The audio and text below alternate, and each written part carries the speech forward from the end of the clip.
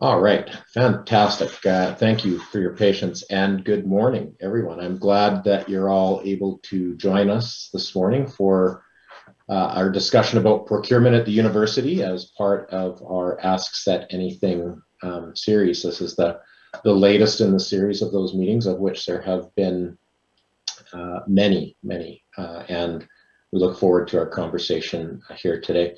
For those of you that don't know me, my name is Todd Gilchrist. I'm the Vice President of University Services and Finance, and I am also the SET sponsor and chair of the Service Excellence Steering Committee. I'm going to be your moderator today, although thankfully we have people here that are much more in tune with the topic and of course will be those that will answer your questions. I would like to first begin today with our treaty acknowledgement. The University of Alberta acknowledges that we are located on Treaty 6 territory and respects the histories, languages, and cultures of First Nations, Métis, Inuit, and all First Peoples of Canada, whose presence continues to enrich our vibrant communities. As you all are likely aware, the procurement stream is reviewing and redesigning the expenditure strategy for goods and services across the university. The team was tasked with finding approximately $17.5 million in savings. And so far, the great work that's been done by the team has identified a potential savings of approximately $12 million. So the remedial math there will tell you that we have a little bit to go there, and this is a challenging stream of work to manage from a dollar value perspective. The team has reviewed a number of practices and processes to date that we could improve in this regard, and then has validated these findings with a third-party report from KPMG. The resulting recommendations have included increasing compliance with our procurement policies and procedures, negotiating and receiving competitive pricing, so leveraging our size and economy of scale, work to reduce duplicated procurement activities, which we see across the institution, and just work to reduce our purchasing demand, even just buy less stuff. These changes are vital, not only because of the efficiencies that they contain and the cost reduction that can be realized, but because the savings that we're able to make in procurement ultimately translate into job savings. The more dollar value savings that we can find in non-staff areas, the better. It avoids layoffs and further staff reductions. In order to minimize the impact on our staff and our workforce overall, it is essential for us as an organization, as a community, to commit to following the processes that are outlined and completing procurement activities differently than we have before.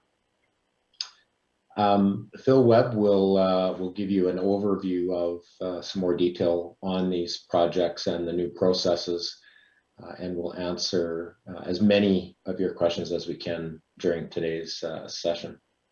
So let's start by introducing today's panel. With us today, we have Martin Coutts, AVP, Finance, Procurement, and Planning. We have Phil Webb, Director, Procurement, Logistics, and Business Services. Sherry Hickman is our Manager of Product and Equipment, Procurement, and Contract Management. We have Tamis Fowler, Manager, Contract Services. We have Chris Urbanzik, our Logistics Project Lead. Chad Alexander, Travel and Expense Project Lead. We have Stefan Sicking, SupplyNet PeopleSoft and Reporting Analyst. We have Craig Gowerlook, Director Financial Services. Annette McPherson, Senior Human Resources Service Partner. We have Rob Munro, our Executive Lead for the SET initiative. And last but certainly not least, we have Brian Stewart, our Program Director for the Administrative Transformation component of our SET initiative. That's a big panel today, so hopefully that means that there is not a question that you can ask that we can't answer. Hopefully we've got all the right people here with us today. And we're going to start, Phil, I'm going to ask you to make some opening comments, please. Great, thanks, Todd. And I'd just like to welcome everybody for taking some time out of their day to join us about the procurement stream. You can get the slideshow up, Grant. That would be great. We can walk through the slides. I just have a 4-deck slideshow here, and it's very short, but it will talk about some of the details that we've been talking about over the last couple of weeks, and obviously the last 6 to 8 months as well. So as part of the review under SET and U of A for tomorrow, we have been looking at the procurement spend across the university. Spent a lot of time on that. Basically, we started last August with a report that came from KPMG. And no, go back one slide, please. Sorry. As part of that review, KPMG worked with us to assess our current spend, evaluate our spend, and then determine saving opportunities that might be available to us. They also worked with us to create a spend cube that identified our top spend categories across institutions so that we could focus on them and move directly into each one in more detail and determine additional savings. The other thing they did do with us, which was quite valuable to our team within procurement and contract management, was they did a maturity assessment of our spend today, how our activities worked at the university, and whether or not we were effective in how we did procurement today or not. And I think one of the things that gave us a pretty high rating was the fact that we had an e-procurement solution in place at the university. They identified a cost savings of about 10.3 to about $12 million per year that could be had by implementing some of the opportunities that they had presented. And what we did with that is we took that away and we worked with our own procurement team here internally, and we identified other savings opportunities that we've been exploring ever since. We did take those recommendations between KPMG and our own group, and we took them to senior leadership for approval, and we started to work on all of these savings opportunities between 2 waves, so wave 1 and wave 2. So move to the next slide, please, Grant. So in wave 1, there's some key things that we've been working on for about the past 6 to 8 months here. We are getting ready to go live with 2 things: the travel and expense approval model, which will go live October 16th. So that's a centralized model that we have put into place where central review of traveling and expenses are reviewed and then approved or returned for correction. We are currently in the process of doing a credit card reconciliation model, which takes the paper-based process into electronic model with inside of PeopleSoft My Wallet functionality. We are working on a centralized event management software solution that the task force is currently working on, and we're at a report status deployment stage. We hope to have that report completed in the next few weeks here and go back to the task force to review and get future direction from them. Probably the biggest one that we've been working on is the foundational procurement review. The foundational procurement review took a bunch of recommendations out of that 27 original ones and put them into one stream, and we've been focusing on this as a group, and we're still working with the task force and discovering different opportunities across the institution that have been reviewed and discussed. We're also looking at all the faculty managed stores across the institution. To date, we've worked with the Faculty of Arts and the Faculty of Medicine and Dentistry with the biochemistry store. Future stores that are under review in the near future will be chemistry, the biosciences store, AILS, and facilities and operations store. We have done extensive work on the travel budget reduction for operating spend at the institution and haven't determined our future direction here yet, but it continues to be worked on and explored. And one thing that we did get implemented already is a car rental agreement. We've explored our car rental agreement with Enterprise and been able to negotiate some additional savings with insurance and with our rental rates across the institution. Move to the next slide, please. So wave 2, which will begin fiscal year 2022, so April 1st, 2022, we'll continue with the work on the storage system. It's an extensive review that has been, 2 areas have been completed so far, and we've got about 4 to go there. And then most of the work in the year 2 will be around IT hardware, software, and other things related to IT activities, so corporate cell phone, landline reviews. We do have an RFP coming up in the spring of next year for the lab supplies. So we are looking at our lab supplies across the institution, which is our biggest spend. It was number 1 in our spend category. And so it's a significant opportunity for savings there that we need to explore thoroughly. And then a couple of things that are key and critical to our future here is university-wide fleet management review. So the vehicles that are rented and used at the university campus-wide, which is close to 400 out there now, looking at a new strategy around that. We do have a central storage system at the university within distribution operations today, but there is a lot of storage out there that is being rented externally off campus, and we're going to look at that and have a thorough review of our storage requirements moving forward and determine if we can get some cost savings there. Our office imaging solution, our multifunctional devices, is under review, and we began some work on that already. And then finally, a couple of minor ones where it's personal internet and membership payments. So moving to the next slide, please, Grant. So I just wanted to give you guys a little bit of framework around how we proceeded through all of these initiatives. So what we've done is we identify the project, so what the cost savings opportunity might be. We go into a discovery phase, which we have created task force. We've completed interviews, polls, and surveys, and in some cases, we've even had to do some site visits when it comes to the stores. We collect the data, we determine our recommendation, and we complete a report. That report ends up getting taken to the SESC steering committee.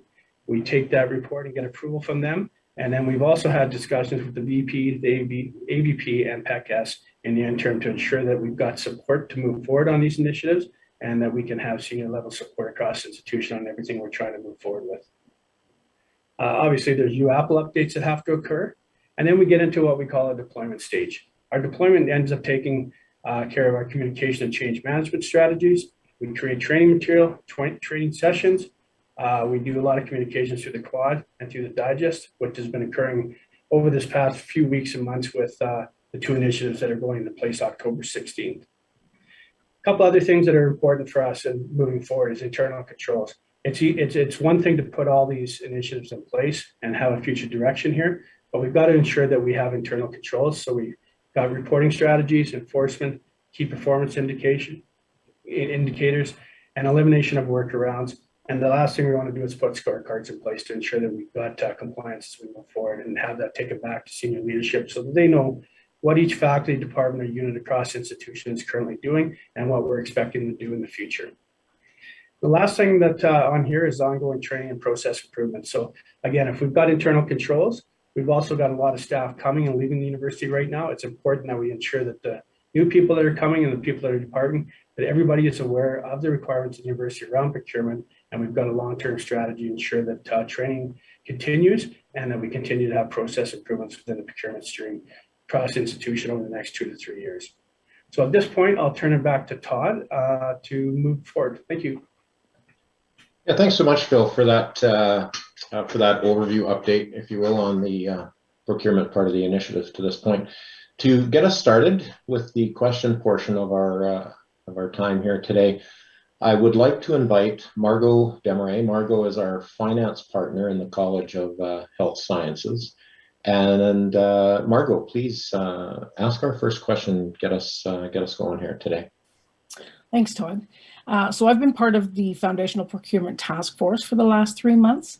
I'm wondering if you can tell me or outline the expected changes related to this and what it could mean for the campus as a wide community. Great, thank you, Margot. I'm going to turn things over to Phil to start us off, and then we're going to ask Tammy and Sherry to follow up on this one, I think. So over to you, Phil. Yeah, thanks, Todd, and thanks, Margot, for joining us and participating today, because it's really important that we have somebody from campus getting some of these initiatives. So the work related to the foundational procurement stream includes a number of initiatives, including the mandating the use of preferred supplier agreements and other contract agreements across institutions, so campus-wide agreements. How to purchase at the university. So P-card and SupplyNet, those are our two primary ways to purchase. The use of expense reimbursement, and we'll talk about that a little bit further when I get down a little bit through. Multiple quote requirements under competitive bid thresholds, service contract reviews, setup and use, RFP oversight and review. And then we've got some specific PSAs that we've been reviewing. So office supplies and IT equipment across institution. So over the number of years, procurement and contract management has put a number of purchasing standards in place that assist the community in purchasing goods and services. These standards obviously take into account the thresholds of our competitive bid agreements, which is $75K for goods and services and $200,000 for construction-related products. For the university reduced spending in procurement, we must adhere to the practices we currently have in place to implement some additional ones to ensure the best value is gained at the university. So I'll get in particular to each of the streams that I just talked about here. So our PSAs are a result of the RFP process and must be used to maximize savings. They include free shipping, free returns, and a higher level of customer services from the vendor. University purchasing methods are straightforward. However, they are often used incorrectly. The purchasing card program has been in place for a number of years here at the university, and it is intended for purchases below $5K. Now, if there is a preferred supplier agreement in place, we should use a preferred supplier agreement. However, there is people on campus that are weary to use the purchasing card program, and we really do encourage it is used. So if you don't have a card, please apply for a card. And if you do have a card, we encourage you to use it. I want to talk a little bit about SupplyNet here as well. So SupplyNet has done a lot for the university. We've streamlined our purchasing to pay process, including receiving.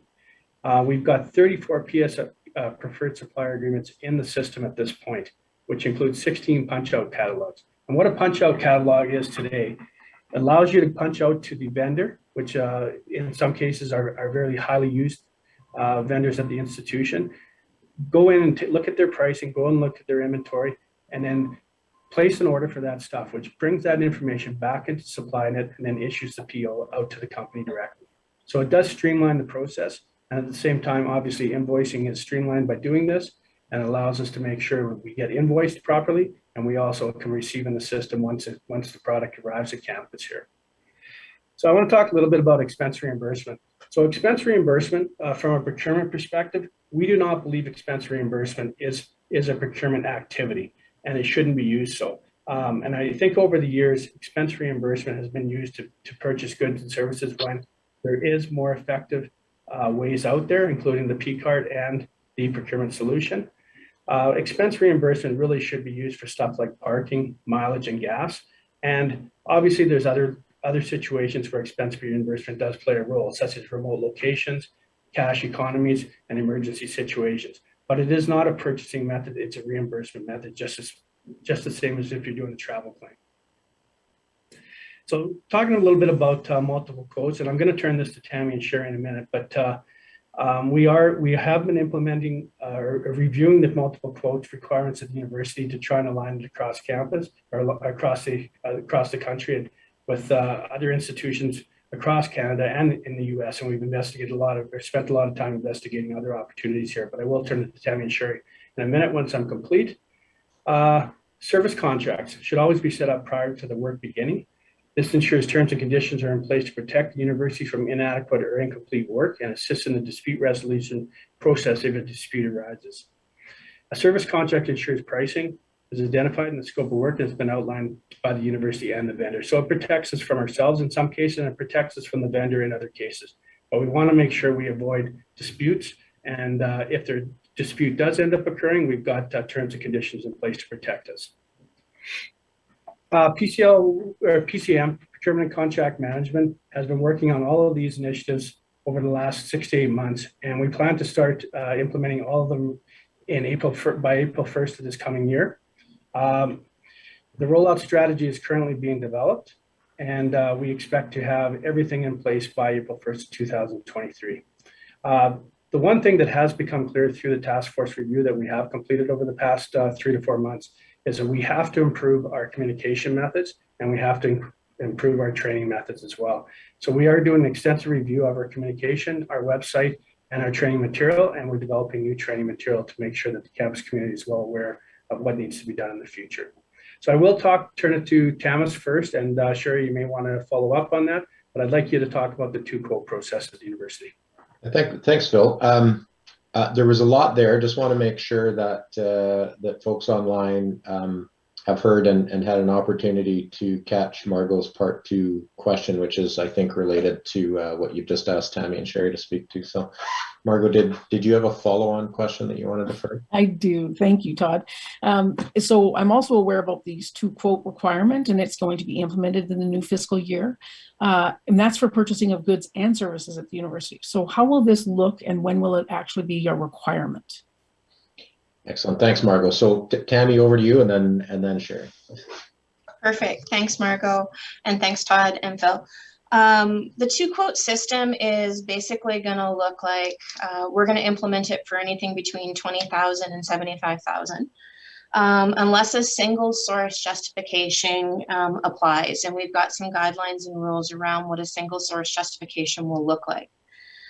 This will account for approximately about 1,200 transactions yearly, and it will also and approximately about $40 million in spend. So that's a significant amount of spend that is being targeted between the 20,000 and the 75,000 threshold. It'll provide better transparency for the vendor community, allowing them to have better competition, and it will provide us more review and accountability to the spend that the university actually is looking at. One of the other things that it will also do is it will align us with the other universities and colleges across the country that are currently enforcing this type of activity that the University of Alberta has not. We've been recommending it for many years. We've never enforced it. So we're just aligning ourselves to be a little bit better as the other institutions across Alberta are doing, across Canada are doing. Sherry, do you want to add? Thanks, Tammy. I think that pretty much covers it. I just want to say it just makes good sense, especially in the situation the university is in today.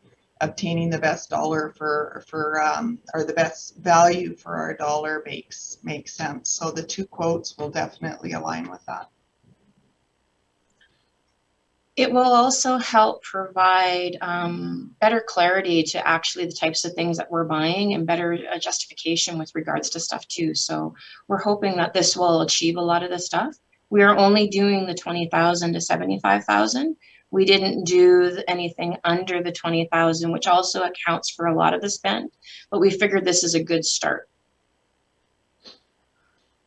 Excellent. Thank you, Margot, Phil, Tammy, Sherry. I'll just pick up on one of the comments that Sherry made. I think it's always of critical importance that we get the most that we can for our available dollars, whether it's during this time of contraction or even into the future, so that we are leaving as much funding as possible, money available for investment into our core mission of teaching, research, and community. All right, well, thank you for getting us going. This is the part of our session where we want to turn it over to our participants here today for questions and answers. Want to answer as many of your questions as possible. So feel free, please, to use your virtual hand. And I think everybody knows after this many months where that is. But if not, you should be able to find it under the reactions icon at the bottom of your screen. And if you click on that little happy face with the plus sign, you'll get an option to raise your hand along with some other items. So, questions for our panel, please.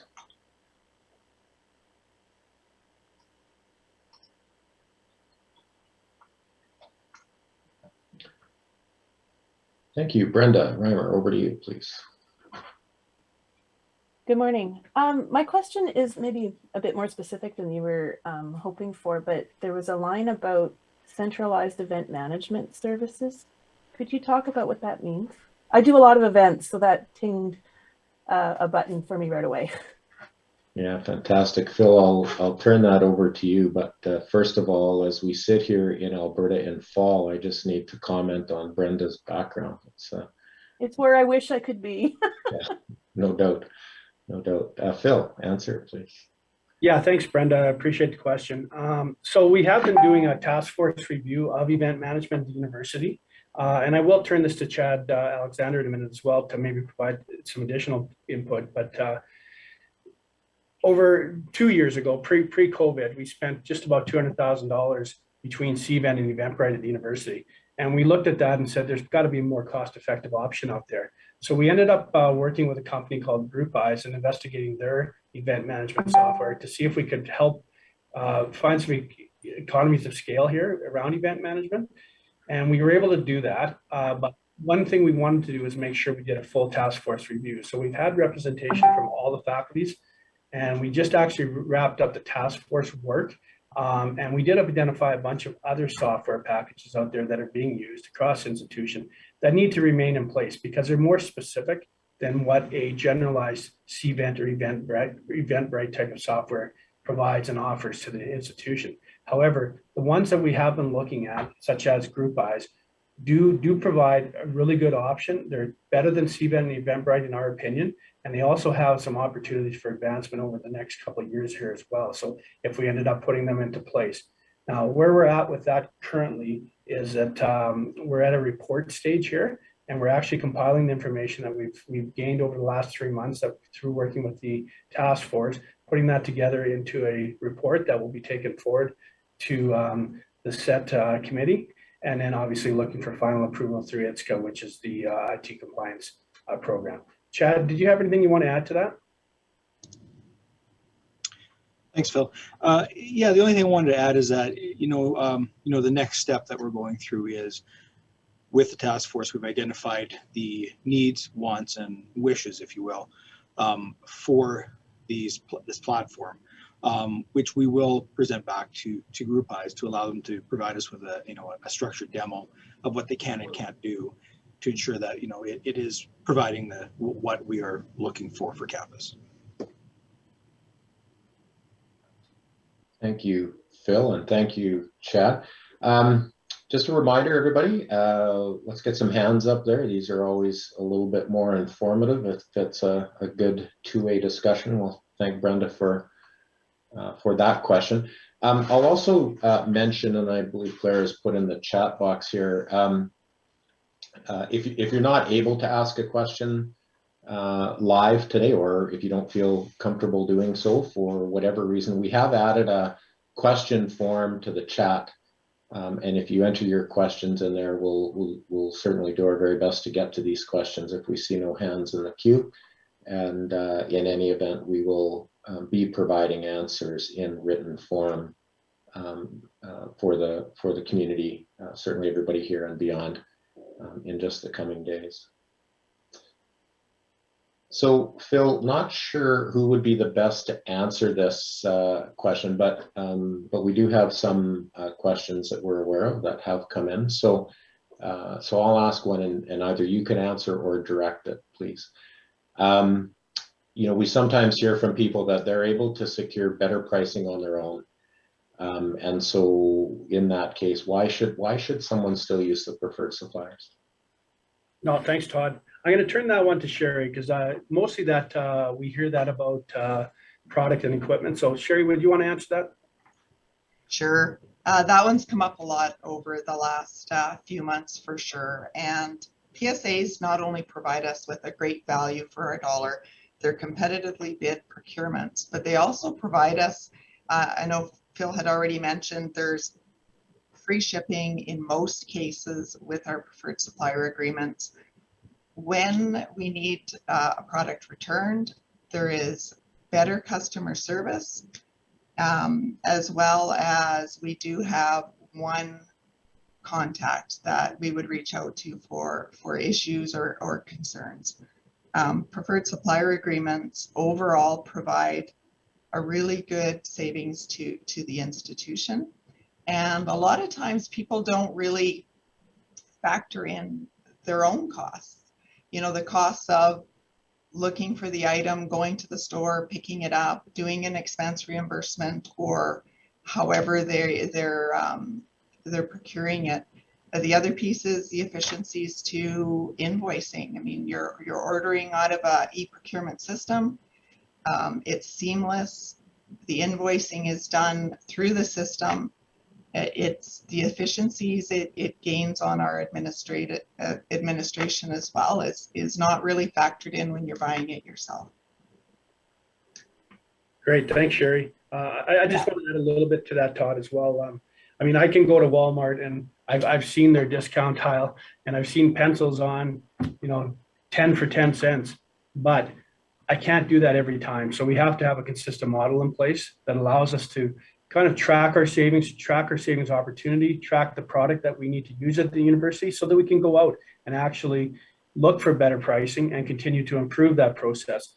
In addition to that, if people are finding better pricing and it seems like a consistent problem, come back to us and we'll obviously investigate it back with our preferred supplier agreements and make sure those vendors are sharpening their pen and they're making sure they're giving us the best value they can give us as well. So I think that's just a good thing to add to it as well. Yeah, thanks, Phil. Maybe just a couple of things I'll reinforce. Oftentimes, as the one in need of the good or service, we can find more convenient ways maybe for us, but we can't underestimate what the true administrative cost is behind the scenes for the institution to then even process that expense that I may have from Walmart and Phil's example. So there's lots of behind the scenes costs, that the university must then pick up. I would also be aware of, and I'll use IT as an example. The organization does have, preferred hardware requirements. We have a list that includes, equipment that is negotiated for the best price. But beyond that, organizations that have a more limited selection of IT equipment are also better able to respond to the needs of the users, whether that be in a repair or a support situation. So we need to keep in mind that there are these behind the scenes costs that are very real, even if we as the sort of the frontline initiator of that purchase don't see them on the day to day. All right, still not seeing any hands. Maybe let's just excuse me, I'm caught in my throat today. Let's keep on the theme of preferred supplier and Phil, what do we do if the preferred supplier doesn't sell what somebody's looking for? There's a couple of ways to deal with that, Todd. If it's less than $5,000, you can obviously go and use a P card and make that purchase. You can also contact procurement and we can go out and look for a supplier of that product. If we get the same request over and over again, it's something that one of our preferred suppliers is not offering, we'll obviously try and add that to a preferred supplier listing. But I think that the obvious answer is P card first if it's less than 5,000. And you can also put an order through the e-procurement solution, SupplyNet, and we'll generate a PO to a company. And a lot of times procurement will actually go out and find that the potential vendor for you as well. Sherry or Tammy, do you want to add anything to that? Basically, that's exactly what you said, Phil. We would basically just kind of do exactly that. We would do some research. We would try to find the things the best that we could. If we couldn't find it, then we would have that justification to do that. But most cases, we can find something that either meets or exceeds with one of the preferred suppliers. Great, thank you. And thank you, Jillian, for putting your hand up. Give me 1 second. We have had a question come in the form that was posted in the link. So we'll do that and then we'll go to Jillian. So question in the link is, what is your team, so that would be procurement, doing in terms of social procurement? Do you have a social procurement policy? Referenced here is the one at the City of Edmonton. If so, what is it? And if not, why not? Phil? Yeah, we do have a social procurement policy, and I'm going to let Sherry talk to this one. Go ahead, Sherry.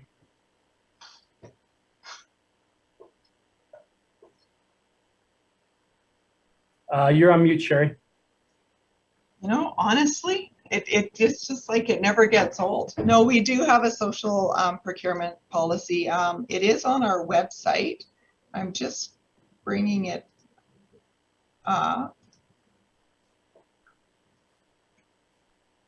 Maybe after the question, Sherry, feel free to send it to Claire or Grant, and they can post it in the chat box for people. I will definitely, oops, sorry about that. I'll definitely do that. Phil, why don't we go to the next and I'll come back to that one. I just got to bring this up. Sure. Why don't we do this? Whoever asked that question, we'll get it posted in the chat box. Take a quick scan of it. I know you'll want to read it in more detail, but take a quick scan of it. And if there's some follow-up questions, feel free to either put up your hand or post it back in the forum, and we'll circle back to it. Jillian, good morning. Always good to see you. Over to you. Yeah, you too, Todd. My question is kind of a small potatoes one, but it does dovetail into the social procurement one pretty nicely. I was wondering what type of consideration, or if it had come up about how to support like alumni businesses and alumni initiatives, if that relates to the procurement process. Because I know when I was working with our development team in my faculty and on recruitment things, we'd like to potentially use some alumni businesses for swag or for different events that we were putting on. Excellent. Interesting question. Not one that I've heard before, Jillian, but good. Phil, over to you. Yeah, no, I'll start on that one. I appreciate the question again, Jillian. So obviously our alumni is important to the community, but the other thing that's important too is we've got to recognize there's lots of people trying to compete for the university business. And so our process is always go out for a competitive bid. But the one thing we do is we do hold a lot of information sessions with the community. And I mean, the one that I can remember is we did one back last year, the year before, with the Indigenous First Nations Métis community to show them ways and how to do business with the university. Because it's one thing to bring a lot of these minority groups into play, but they also still have to follow our procurement rules and processes and terms and conditions and all that. So we give the information out and we encourage them to bid on our work as a whole, and we continue to push them and help them. And we attend a lot of sessions as well that have been put on by different community groups across, mostly in Edmonton, but even through Alberta and through Canada as well, and put this information out there, how to do business with the university. And I think it's one of those things that I'll continue to say, we have got to, as an institution, always do a better job of communicating how to do business with us. And I think as we look at our communication strategy as a whole, we'll continue to push on that and make sure that that information is clear to all the different minority groups out there, and obviously alumni as well. Alumni has a lot of opportunity to get involved in the university business as a whole. And there has been different programs at the university that encourages work at the university, which then translates into additional work at the university. So I think there's a lot of opportunity here for alumni, for minority groups as well, and for different groups. But I think the social procurement activity at the university, we've worked on it. I think we can improve on it. There's no doubt about that, and we'll continue to work at it. Tammy or Sherry, would you like to add anything to that as well? Yeah, I can a little bit too. Thanks, Jillian. Part of the stuff that we have to deal with is we have to deal with the competitive bid rules too, and the trade agreements and legislations and stuff. So if anything is over a threshold, we have a legal requirement to competitively bid it. Any vendor can participate with that, but we can't state that we want local preference. If it's under threshold and people are getting 2 quotes, it can be pretty much from whoever they want or whoever they want to deal with, as long as they're getting the quotes and they're doing an apples to apples comparison. So we just have other legislation that we have to follow if it's over the competitive bid threshold. If it's under threshold, then as long as the 2 quotes are obtained and it's exactly the same, then we can basically, we can defend that. Yeah, I don't really have anything further to add to that, but like Tammy had said, there is nothing stopping anybody from buying from any company under 75, and if it's over 20, there'd be the 2 quote rule on that.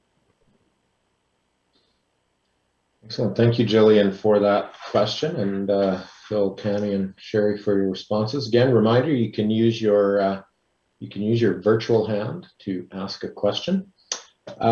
As we wait for someone else to put their hand up, let's move to a topic that we haven't necessarily seen a lot of activity on for the last 19, 20 months or so, but that's travel. For travel, oftentimes people can find rates cheaper, maybe through Expedia or Kayak, some of those other, can't remember what they call them, sort of scouring sites that pull together the deals.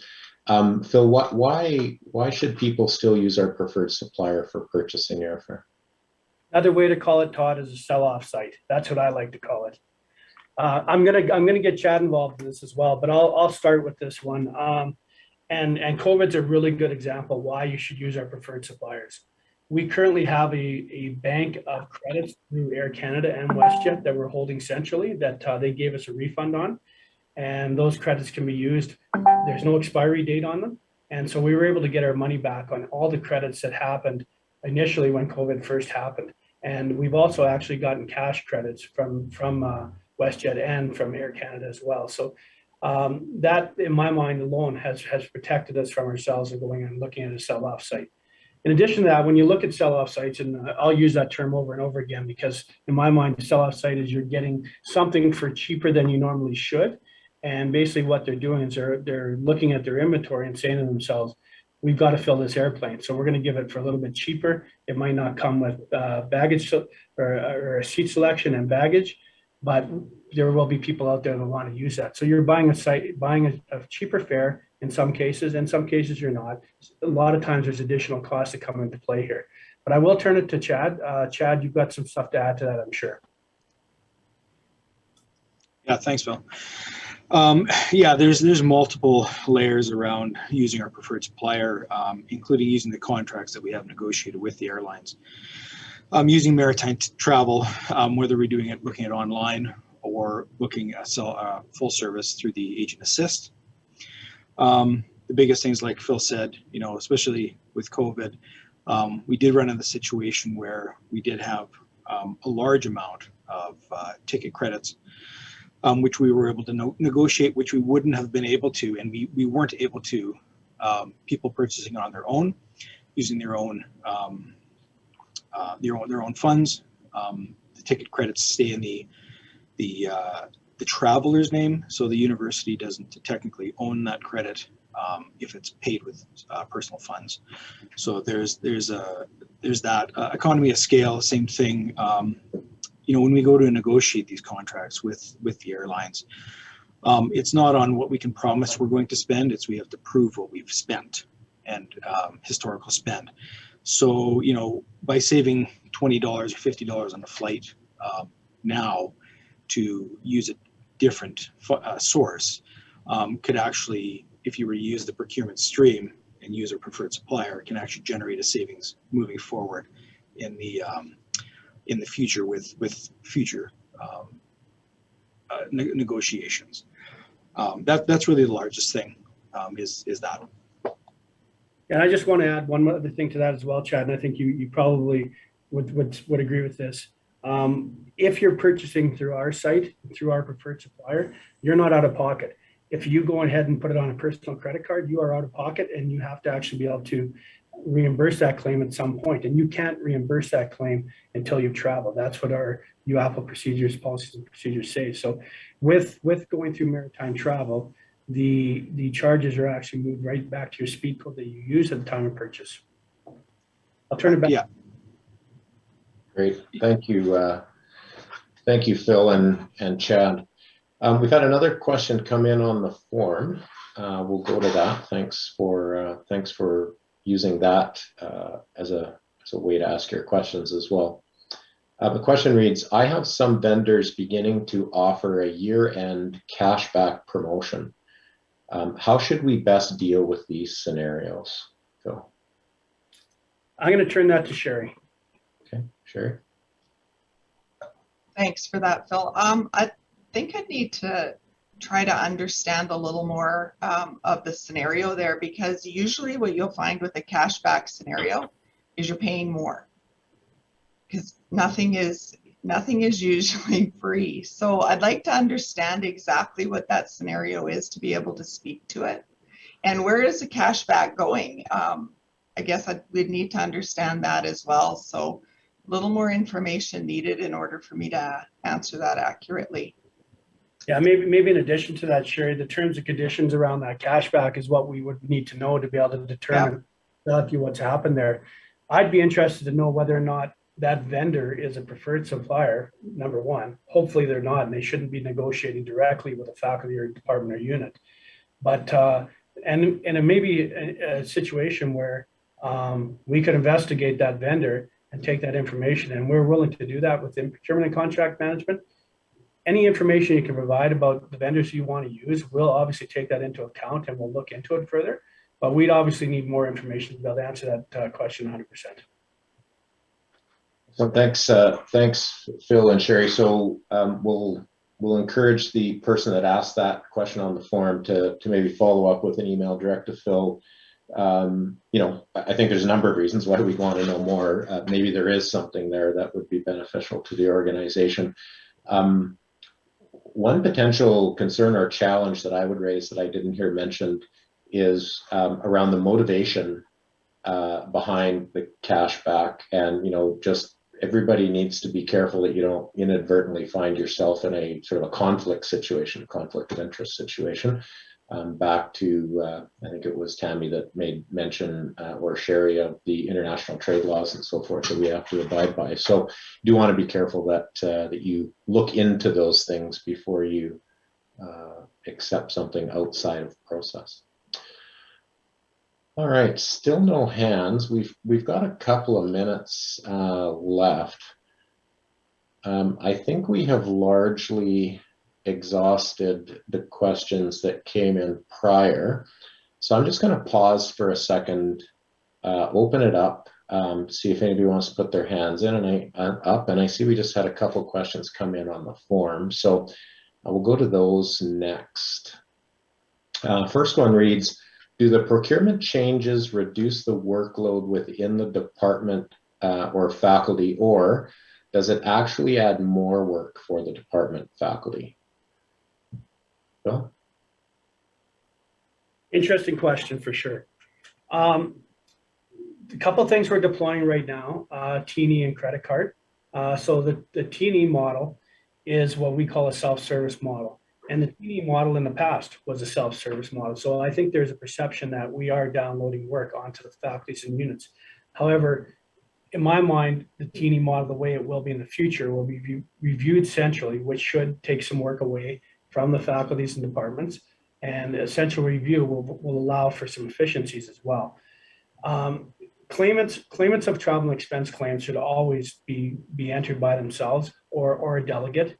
We do still allow a delegate role to be in the system, and same thing on the credit card. There can be a delegate role there as well.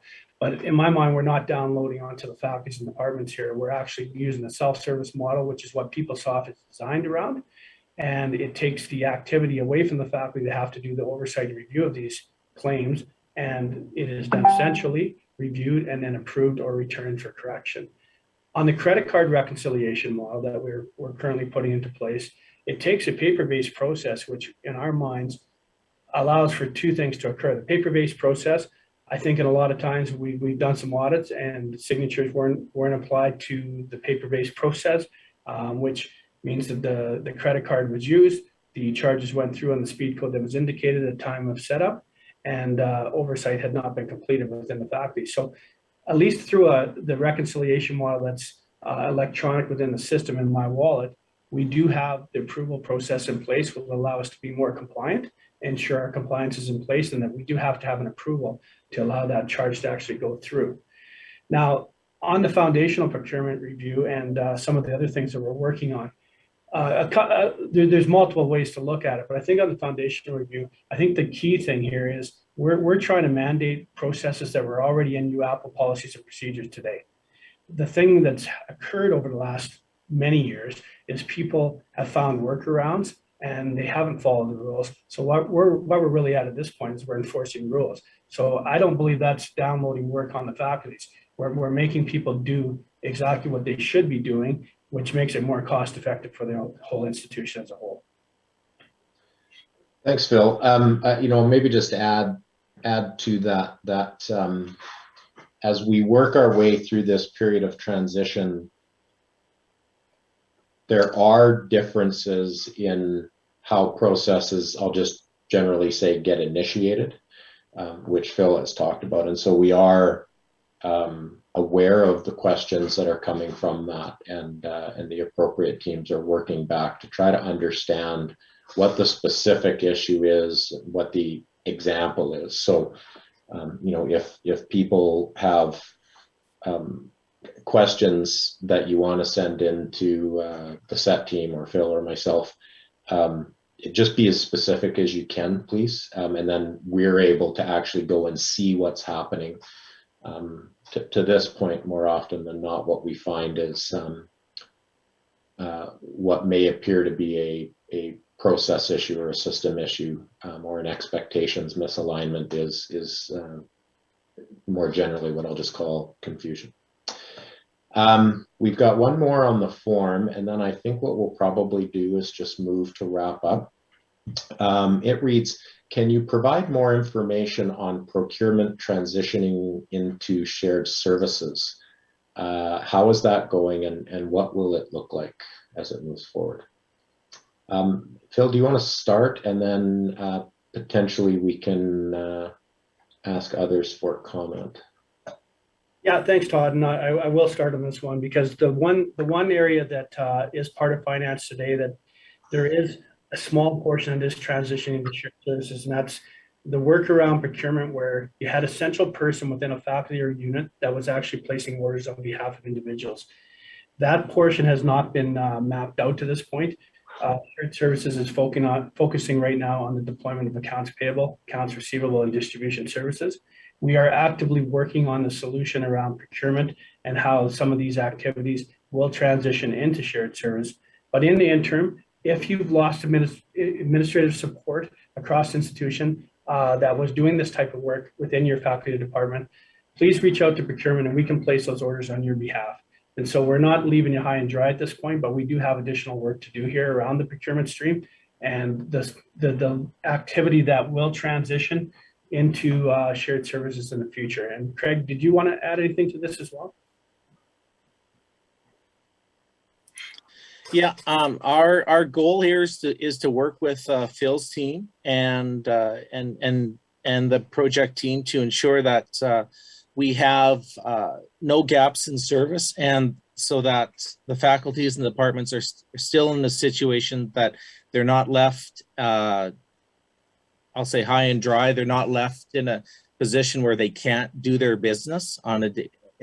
We need to ensure that those services are provided. So whatever arrangement is we come to, is we're going to go forward to ensure we have the best possible service for the university. Yeah, and in the meantime, Todd, if you need assistance with this, any faculty or department, reach out to myself, Tamas, or Sherry, and we'll ensure that it gets expedited to somebody right away, and those orders will still get placed on your behalf. Fantastic. Thank you, Phil. Thank you, Craig. I think we'll move to wrap up then our time here this morning. I think it's been a good session. I'd like to thank all of you for coming today and sharing your your questions, and to a lesser degree today maybe than what we've seen in some other sessions, but certainly your honest feedback. We want to continue to hear your feedback and suggestions as well. If anyone does have questions that weren't asked and answered here today, or you think about something post-event, please do submit your questions to the SET feedback form. Again, it can be found on the UAT website and will be available in the post-event survey that you will receive shortly. For those who registered for today's event, you will be able to receive an email shortly with the slides that were used today and a recording of our session. Please take a minute to complete that survey. I do want to thank some of the people who helped make today's session possible. First, a big thanks to our panelists, Martin, Phil, Sherry, Chris, Chad, Stefan, Craig, Annette, Rob, and Brian, even though we didn't get an opportunity to hear from all of you. Thank you for being here. Big thanks to Claire and Grant for helping us out on the technical side. Always appreciated. big thanks to Pam and Jason for being here with us today as our ASL interpreters. And thanks as well to the many members of the SET team that work behind the scenes over a number of weeks as we prepare for each of these events. Do keep watching our FAQ page on the UAT website, as well as the procurement web page, as we will be posting answers to those questions that were submitted in the coming weeks. Our next Ask SET Anything event is an all-staff version scheduled for Friday, November 5th from 9 to 10. Please watch for registration details on the UAT consultation page later this week. We do continue to share UAT updates in the quad every Thursday. So thank you all again for coming out. Greatly appreciate it, and have a fantastic week. Bye-bye now.